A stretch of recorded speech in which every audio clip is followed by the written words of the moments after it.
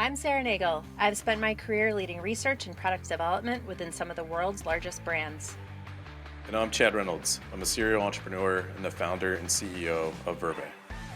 And this is AI Powered by People. Each episode will dive into the latest AI developments and talk to an industry leader to help you better understand and utilize AI. We'll take you inside some of the world's most famous companies and share examples of how AI is improving innovation, consumer engagement, media, and marketing. No matter what industry you work in, we'll help you navigate one of the biggest disruptions to organizations and people today. Hey Chad, how are you doing? What's up? I am good. I'm still reeling from watching the movie Origin. So I went last night, like 9:10 was like the last showing, get the girls to bed, and just said, hey, I'm gonna go watch a movie, which I never do. You're that guy by himself in the theater? Yeah, me and 3 other people were there. Oh, okay. You weren't alone. Yeah, I mean the ticket was like $575. Oh, wow. So okay. yeah. But have you seen it? I haven't. Tell me about it. It took me back to a movie I saw. It was probably like 96, 97, if I'm dating myself. I was living in Boston and walked to Harvard Square, this little tiny independent film theater, and saw American History X for the first time. Oh. And it took me a while to like process, what you were seeing and feeling, and then how to take those insights and learnings and then, I don't know, like absorb it as a human being. And then how are you going to act differently now that you have this information? Mm-hmm. So it was one of those kinds of movies. And, obviously it was based off of a book, but it was just a really interesting interpretation of kind of the insights and research into racism, into caste systems, and I mean, honestly, just for all people. So yeah, I highly recommend it, but I'm still incredible. Yeah. I'm still like absorbing it and processing it. So yeah, for the listeners, I would definitely highly recommend go out to see it. All right. Well, I'll definitely check it out. So big week in London. Tell me about that. So taking off Monday, I'll be there a week. So if any listeners are in London who, get this on Tuesday, hit me up. I'll be there for the rest of the week. We're leading, kind of consumer sessions around beauty and well-being. Yeah, so it's just a good chance to get over there. I'll probably be recording from London, maybe from a pub. We'll see. We'll see how it goes. You should. Yeah, that would be awesome. Yeah, the sound will be incredible. Yeah, it'll still be dreary over there like it is here for the last 2 weeks. Your soundtrack will match it. Yeah, I'm just going to listen to sad music the whole flight over and just get ready for it. Amazing. Coming up, we're going to be talking to Safir Bellali, who used to lead digital transformation with brands like Vans, Timberland, and the North Face, and is currently a professor at the Art Center in Pasadena teaching digital design. But first, let's talk about what's up in the headlines. There has been a Taylor Swift deepfake out there that has had more than 45 million views on X. I'd love to hear what you're thinking about this, Chad. It's it's kind of big in AI news this week. Yeah, I mean, I think a very small part of this has to do with AI, and it's more about the platforms used to circulate information to everybody very quickly without necessarily safeguards in place, around speech, imagery, all different kinds of things. So it's kind of like part and parcel for what, Twitter or X has become. It was terrible to see kind of what was happening there, because it was on the heels of like a very, I call it like wholesome moment from, some of the games, being able to, for dads being able to share football with your daughter for, it's been a really unique kind of moment. And then to go right into that, the day following, just, it wasn't great. So I just think it's a little bit more about the reflection on the platforms that don't have those safeguards in place, whereas other ones do. And those are the ones that are thriving and growing. Mm-hmm. I don't know. What do you think?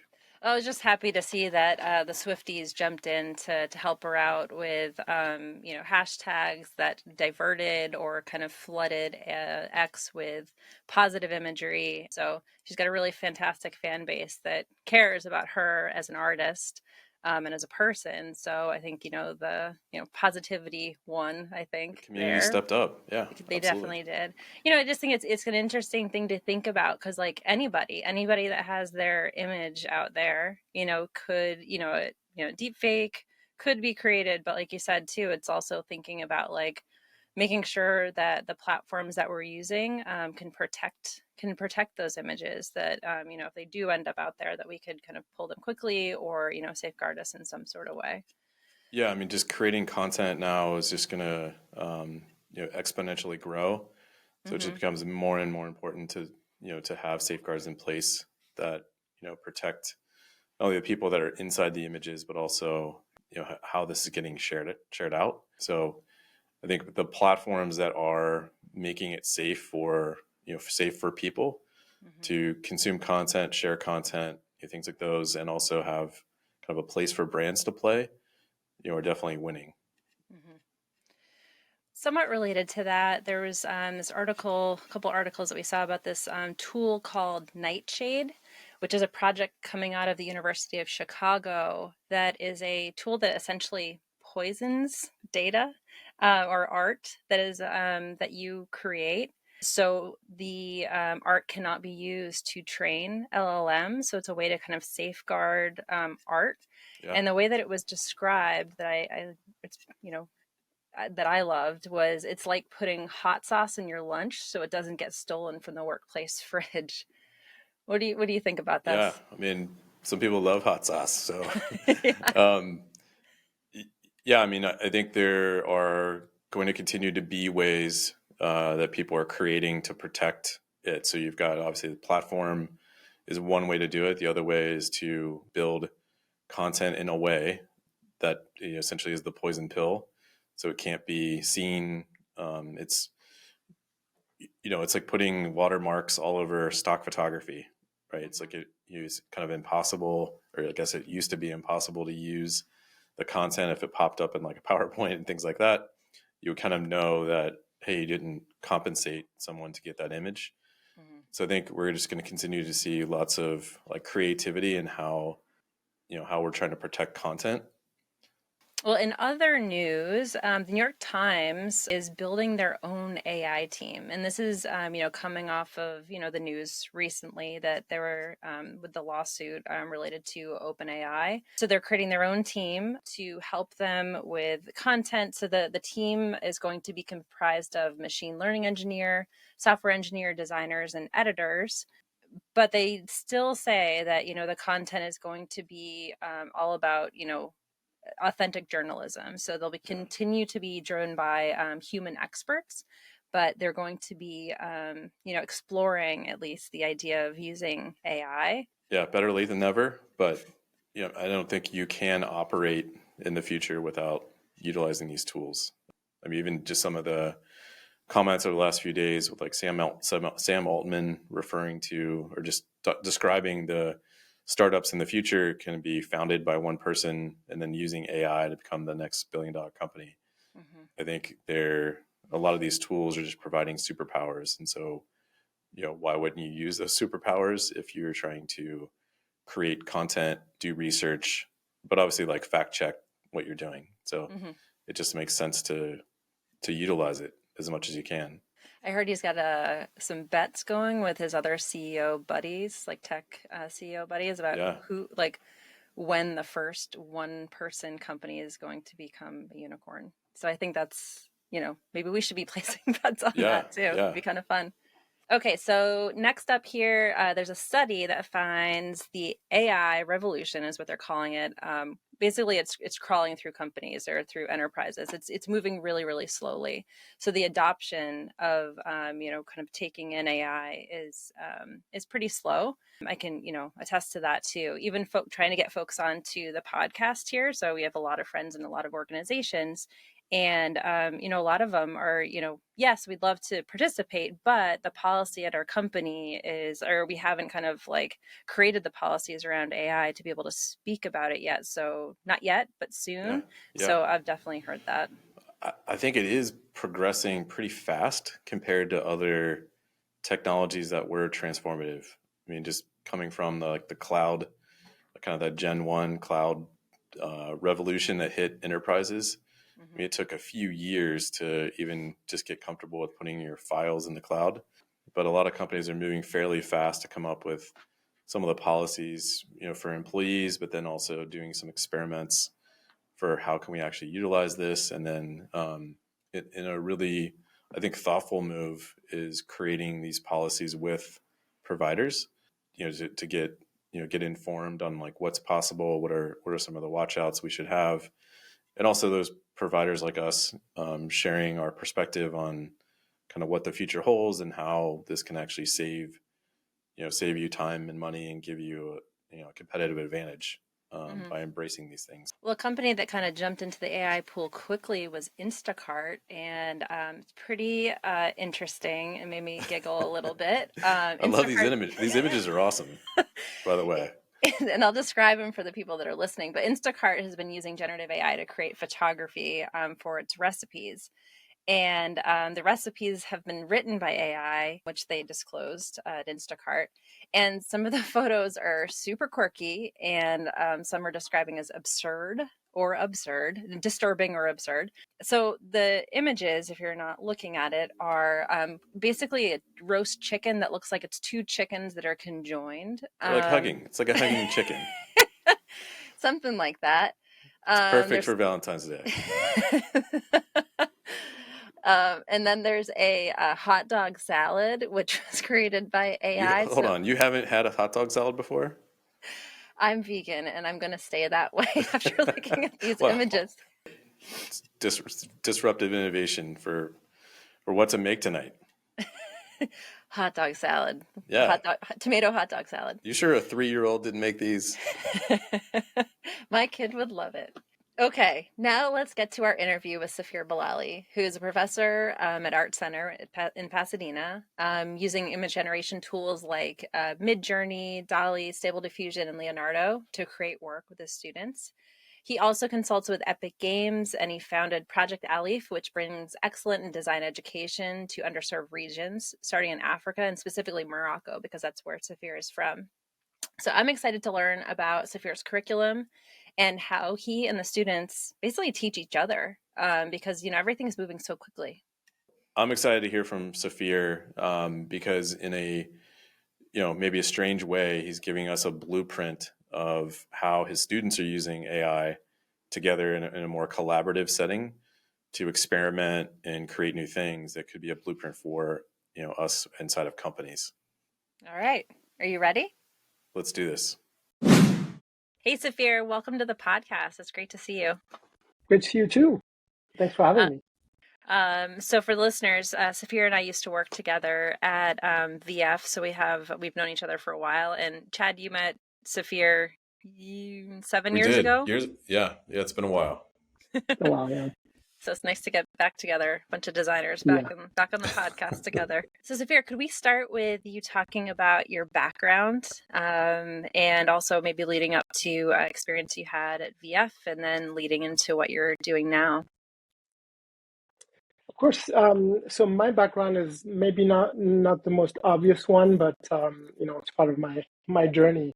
I have a background in mechanical engineering, so this is a long time ago, but graduated with a degree in computer-aided design and manufacturing, and then came to Pasadena to study automotive design, and worked. Where'd you go to undergrad? In Morocco, actually. Undergrad in Morocco, and then came to Pasadena. After working a few years in the automotive industry, I was offered a position at Vance. Vance had just been acquired by VF pretty much the same month, so I joined the action sports equipment team, managed that team. So entered the VF world, if you want, through hard goods and action sports, which was my second passion besides automotive, besides car. I ended up spending 18 years at VF. About 11 of those, I would say, advanced specifically. My last role there being head of innovation. And then after that, I joined VF, the VF Global Innovation Team, which you were part of as well.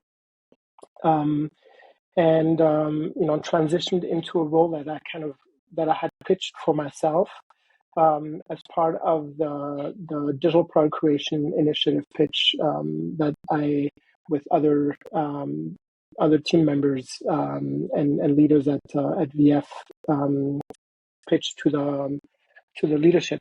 And that role was basically heading up digital innovation. Formerly it was called digital advanced digital creation. But what that meant is that we were looking at all the ways we could leverage the affordances that this digital product creation process that we were introducing within the VF brands, well, the big four, Vans, North Face, and Dickies.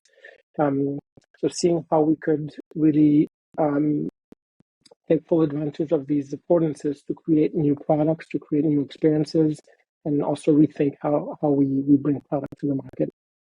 What was the appetite at that time? Because I was on the venture team. I wasn't as close to that, but what was the appetite at VF at that time for the work that you were doing? So the appetite for, I'd say the digital transformation of the go-to-market process was there. The timing was a little bit challenging. Obviously, this is something, whenever you enter a transformation, you initiate a transformation effort, you have to compete against, multiple priorities, right? And so what was interesting is that the brands really understood the power of and the benefits of digital product creation. But the challenge for us was to find the bandwidth within the existing teams to change the way they did things. And if anything, this reminded us of the importance of change management and also the understanding at the leadership level that you need to make space for transformation. You cannot expect teams that are tasked with bringing product to the market season after season to suddenly change the way they do things and then take on new skills and new responsibilities. Safir, can you chat through, just for listeners, of kind of the creation process? So if you're not familiar with like making shoes, what does that actually look like? What are the timelines that are involved in that? Because I think just for our listeners to understand some of the complexities that go with just making a product, making a physical good, I think is really interesting and different. Yeah, what's really interesting is that in the footwear and apparel industry, it takes about the same time to bring a product to the market as it does to bring a car to the market. This has to do with the fact that the processes are still relatively manual. The creative teams basically send their designs, their sketches, their vector drawings to the manufacturing partners in the Far East for the most part. Wait for samples to come back, and this goes on for a few rounds. So you spend weeks, if not months, waiting for new samples. And what's really interesting is that with the development of new visualization technologies, new 3D creation technologies and tools, a few years ago, we were a really interesting time, really pivotal time where, one, the technology was there. It had been validated by the automotive industry, but the tools were there that allowed us to really change the way we did things and virtualize this whole process. So instead of, for each product that was developed physically, we had the opportunity to create a digital twin. And we were able to make these decisions, these key decisions, design decisions, merchandising decisions, planning decisions, purchasing decisions on virtual samples that could be very quickly changed, edited, updated without having to wait for this back and forth. So the implications of that were obviously reduced timelines, compressed timelines, coming, from 18 months coming down to, 6, 8, 9 months, if not more. And we also had the opportunity to change the way we brought product to the market. We always talk about create, make, sell. It's kind of your traditional evolution, go-to-market evolution. And what digital technologies allow you to do is to invert that and move from a create, make, sell to a create, sell, and then make. Obviously, the implications of that are sustainability, doing things with a lot less samples, not flooding the market with product that we didn't know was going to be bought or not, and really being a lot leaner, a lot closer to the market. Can you talk a little bit about like that gap? Like you're creating these concepts, and then there's the end is the manufacturing, actually like creating the physical good. What's kind of there's a gap in there between kind of the digital product creation and the manufacturing. Can you talk about kind of like bridging that gap there? Yeah, so there again, there's been a lot of developments in manufacturing technologies where you can actually use the files that are created for the actual digital twin in the manufacturing process. Before, even a few years ago, that gap existed and was really hard to bridge. You still, it was great to have a 3D file, a 3D asset representing a specific product, whether it's in a garment or a shoe. But there was no direct connection to the actual manufacturing assets.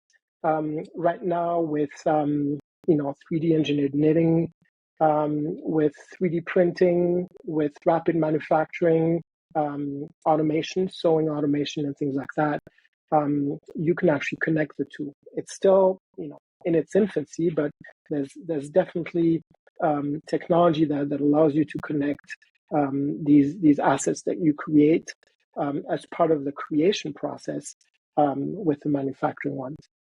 All right, let's get into what you're doing now. You're doing some work with Epic and LVMH. You also work at ArtCenter and you have projects going on. I'd love to hear a bit more about kind of what's happening now. Yeah, so after I left VF in the summer of 22, the last project that I led there was a project that we did in collaboration with Fortnite, with Epic Games and Fortnite. As a follow-up to that partnership, I started getting involved in some of the conversations that the team at Epic was having in the context of fashion and luxury, which was a vertical that was relatively new to them. I ended up joining the team as a consultant when the partnership with LVMH was announced in June of 2023. It was a multi-year. It is a multi-year strategic partnership between two behemoths. Each one in their own industry, it's basically the understanding is that from the fashion industry, from the luxury industry, and LVMH as a group specifically, it's a huge group, 75 maisons, which is what they call their brands, with a clear understanding of the power and the affordances of digital technologies. They have their own innovation awards. They have invested in startups. They have invested in technologies, and so when it was announced that LVMH was going to invest in real-time visualization technologies, Unreal being kind of at the forefront of that technology, it was really interesting for me now being part of that team, being part of these conversations, to really understand the appetite. We were talking about appetite before, the appetite and the understanding of the different brands as to what you could do with real-time visualization, what you could do with the game engine, basically, and all the peripheral technologies. And so as LVMH is itself embarking on this transformation journey, it's been really fascinating, being there, helping advise, because to a certain degree, the journey that they're getting started on right now, was very similar to the one we had at VF. Obviously, completely different product, completely different, different company culture, different audience, things like that. But it's fundamentally a large group with multiple brands that are all understanding the opportunity that they have to step into this digital space and make the most of the technology. So it's been really interesting.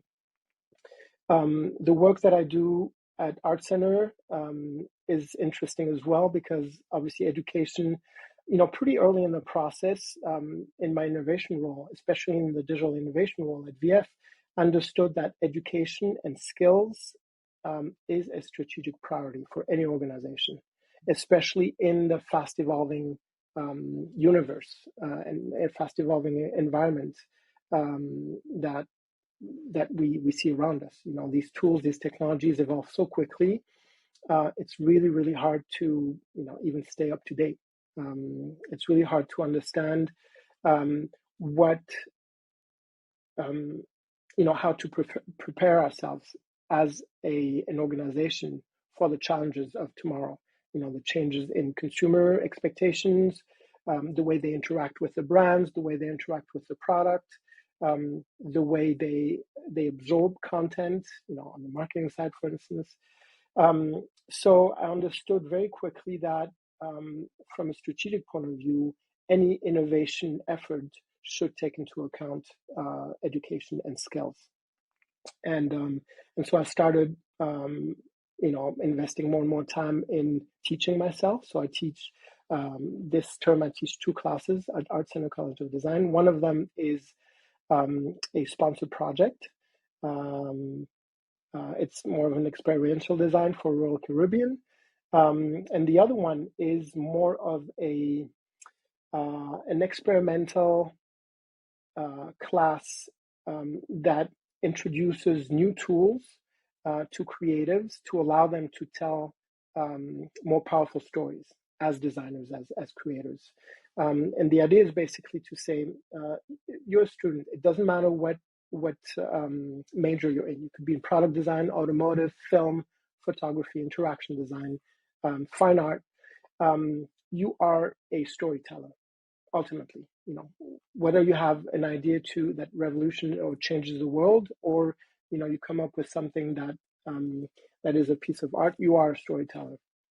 Understanding that there are tools out there that are, one, for the most part, free or very accessible, and 2, very intuitive, and understanding that you can actually string these tools together to help you tell powerful stories, to help you ideate better, to help you come up with new ideas and new products and new experiences. That's basically at the core of this class. Safir, what are you seeing in real time? Because you both as a creator yourself, and then also educating, like you're kind of seeing how they're adopting some of these tools in real time, but also how to teach around that. So it's a challenge, because as an educator, you kind of have to be ahead of the curve.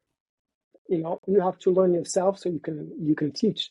And what's worked really well is something that we started doing a little while ago, where we start every class every week with a 45-minute conversation about what's new in the technology, in the design world, in the creative technology space. And every student, and myself as well, we come up and we share one thing that we found online, that we heard about, that we did in another class, for instance.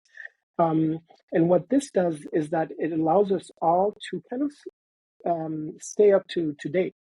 And I feel like I learn as much as my students through that process. It's been very beneficial, because it's also it's a way to crowdsource the research and crowdsource this effort to really understand what's relevant, what's working, what's changing the way we do things. I mean, something you That's wish fun. happened inside of kind of the corporate culture is before you start that week or start the meeting, like what is everybody seeing? Yeah. That's cool, interesting, and then how could it impact our work? We actually used to do that with my team because we were in this digital innovation space. We needed to be aware of what's on the horizon, and that's actually where I get that from. And I was able to apply that to a class, and it actually helps a lot. And so some of the tools that students are, I guess, experimenting with today, like image generation. Are there any other types of tools or approaches that they're taking to storytelling that would be interesting to hear about? There's one that's on top of everyone's conversations right now, which is Viscom. And Viscom is really interesting because it kind of helps creatives or people who have ideas get over that visualization gap. You can upload a sketch. It could be a napkin sketch. It could be something super basic, and Viscom actually takes it and then creates a nicer, tighter rendering out of it. And then you can edit that. You can further develop it. This, in my opinion, has the potential of completely changing the way we make design accessible to people. It's a lot more interactive as a process as just, hey, let me enter a prompt and then just wait what comes back. But it's a very powerful tool, and it's a tool that's being used in the automotive industry as we speak. So it's past that experimental stage. The other tools that I think are really worth considering, and one of the tools that I kind of start my class with is Gravity Sketch, specifically for people who've never touched 3D, who have not, who don't know how to create anything in 3D. It's a great entry point into that 3D space. It allows you to not only create things in 3D, it also allows you to bring things in, kind of create your scenes, and use 3D as a way to tell more powerful stories. I've never heard of any of those. It's super exciting. I want to link those in the notes because I think our audience would love to hear more about those. So the skills needed for future designers, recently you said you held a roundtable to discuss that, the skills that are needed for the future of design within organizations or within design school. I'd love to hear more about that and the discussions that were had there. Yeah, that's a big topic because again, the tools are evolving, the technologies are evolving. You can choose as an individual or as an organization to stick with the way you've done things.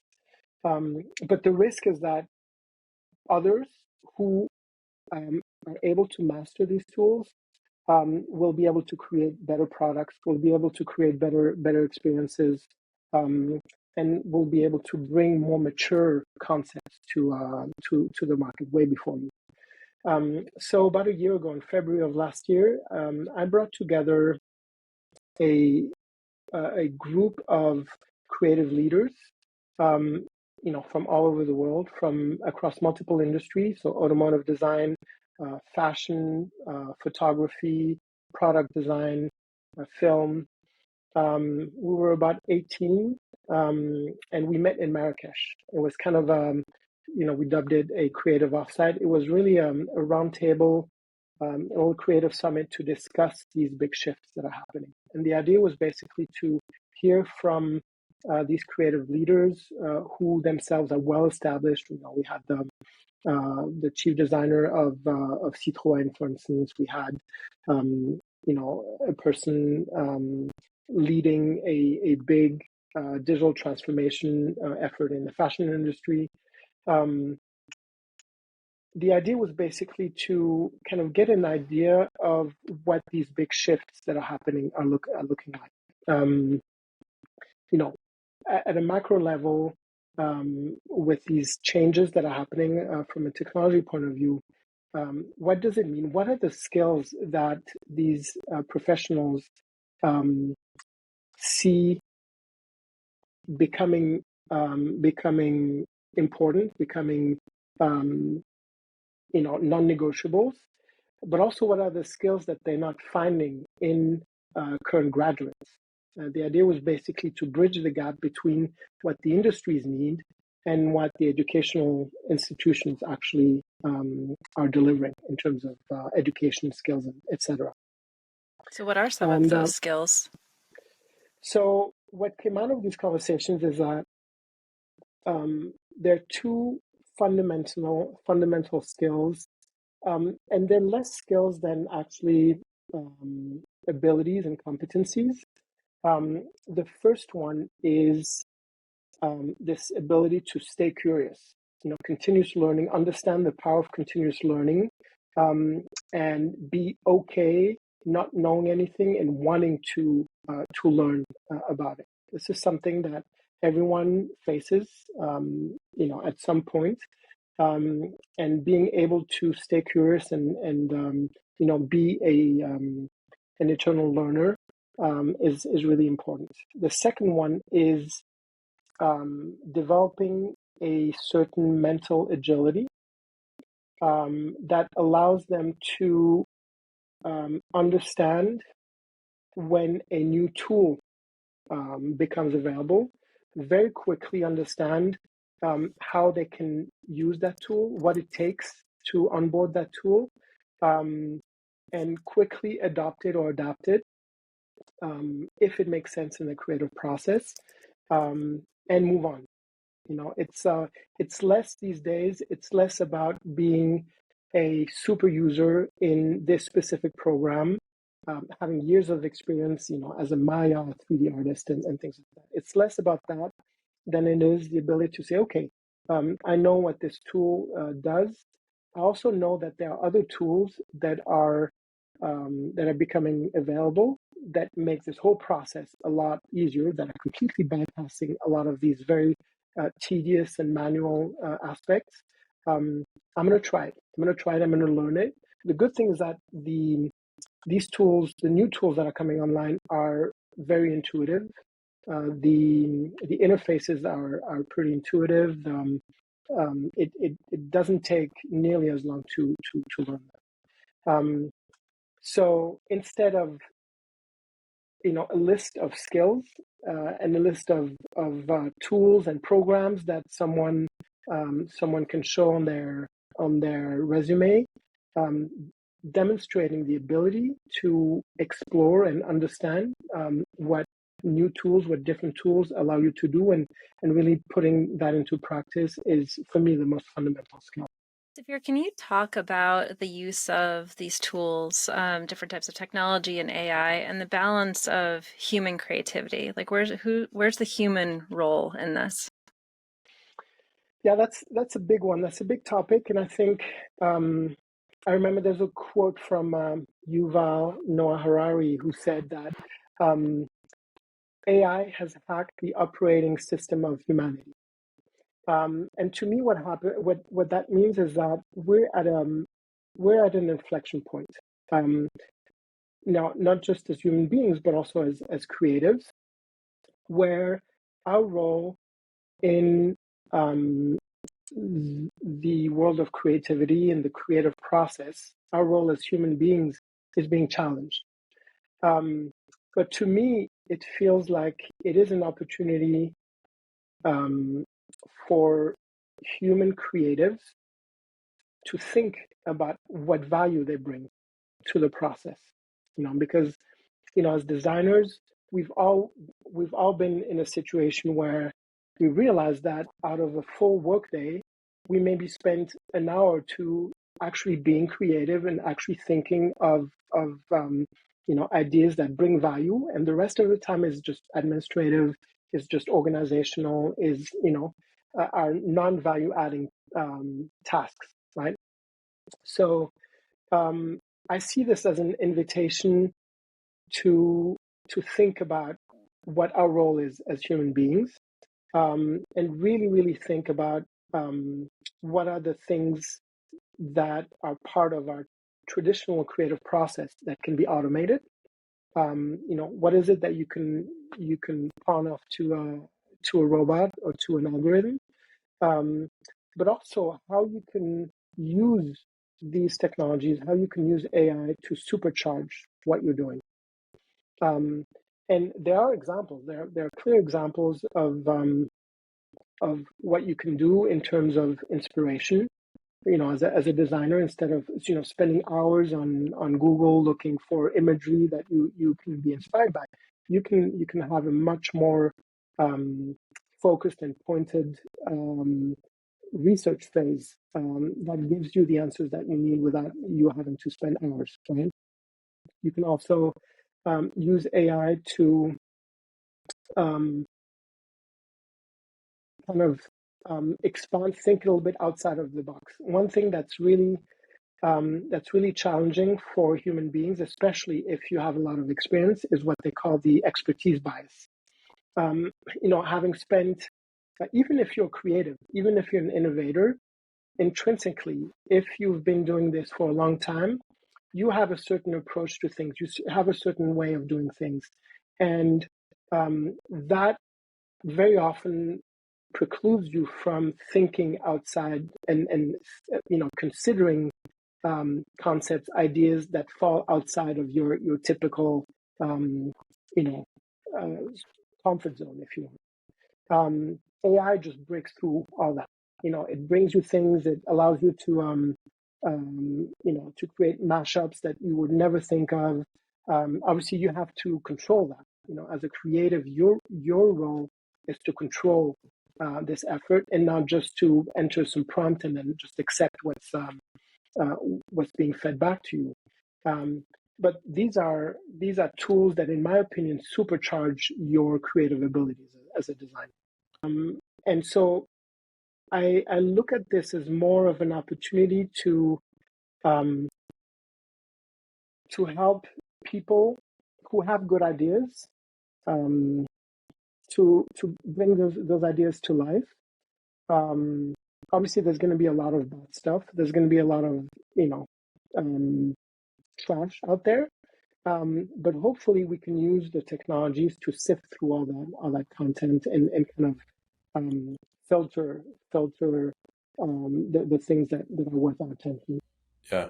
So, Safir, if you could put yourself back as the head of innovation at Vans with the knowledge you have now um, around this, how might that impact go to market? How might it impact the role of the consumer? Like, would you open it up? Like, if everybody has great ideas, do you open it up for contribution? But How does that change? it's funny because we actually did that. One of my last projects as head of innovation for Vans was the Vans Customs platform, where we actually took um, the benefits and the affordances of 3D visualization um, and put them in the hands of the consumer.